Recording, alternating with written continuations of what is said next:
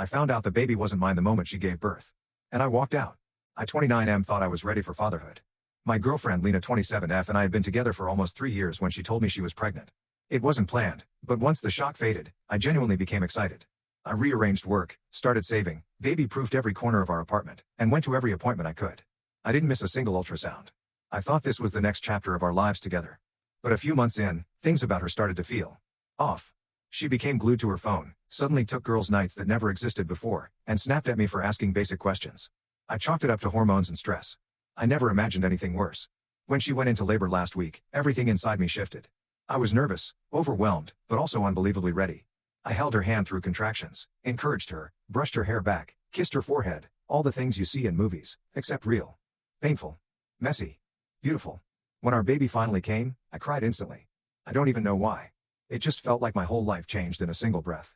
For 3 seconds, everything was perfect. Then the doctor's expression changed. He looked from the baby to the chart, then back at us. Something was wrong, not medically, but biologically.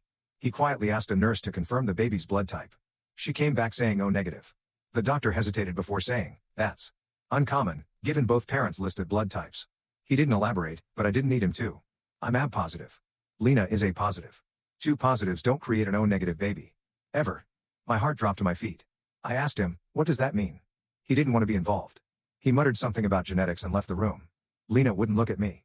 She stared at the wall like she could will herself into another universe. I quietly asked, is the baby mine? She broke instantly. Not the devastated kind of crying, the kind you do when you've been caught and have no escape. She kept repeating, it's complicated, over and over. I asked again. She finally whispered, I didn't think it would matter. I didn't think it would come up. My stomach twisted so violently I thought I would pass out.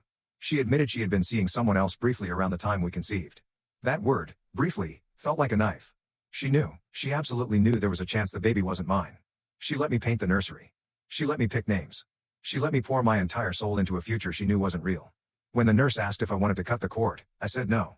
She gave me this sad, knowing look, like she'd seen this happen before. I walked out of the room because I couldn't breathe.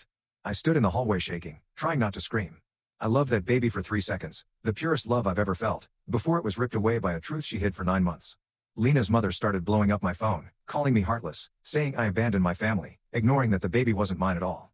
Lena texted begging me to come back, saying biology doesn't define a father. That I'm hurting an innocent child. That we can work through this.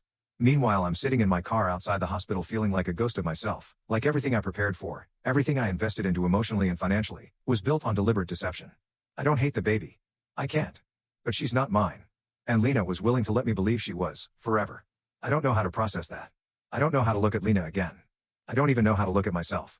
All I know is the moment I realized that baby wasn't mine, something inside me shattered. I don't know what to do next. I just needed to finally say it out loud.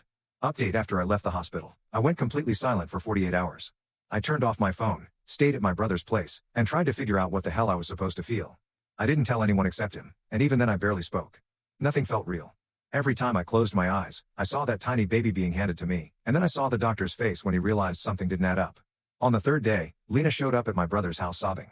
My brother wouldn't let her inside, but she stood in the driveway begging to talk. She kept repeating that it wasn't supposed to happen this way, that she wasn't thinking clearly, and that she didn't want to ruin everything. I finally went outside because her crying was waking up the neighbors. The first thing she said was, I need you, and the second was, you're the only father she'll ever know. That sentence made my stomach twist all over again, because the truth was I shouldn't be the father. I was never given a choice. She stole my choice. I told her the only way I would even consider talking was if we did a paternity test immediately. She didn't want to. She said it was unnecessary and hurtful. My brother stepped in and told her if she was so sure, then prove it, and she shut up instantly. That told me everything I needed to know. We took the test 2 days later.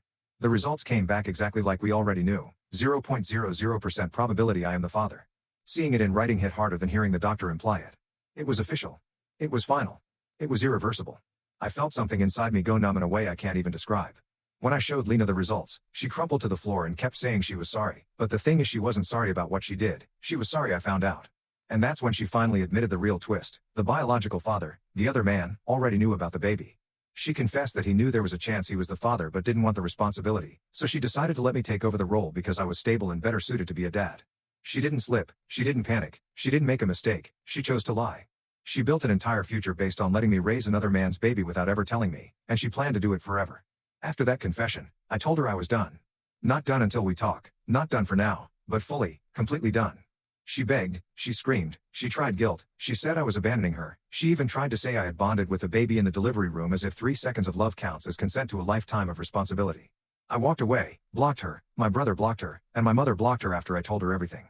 But her family kept calling from unknown numbers accusing me of being cold and heartless, saying real men step up regardless of biology, and I told them real men deserve the truth before they give their lives away. As of now, I haven't seen the baby again. I'm grieving someone who was never mine. I'm grieving the fatherhood I thought I was stepping into. And I'm grieving a relationship that I now realize was built on months of manipulation.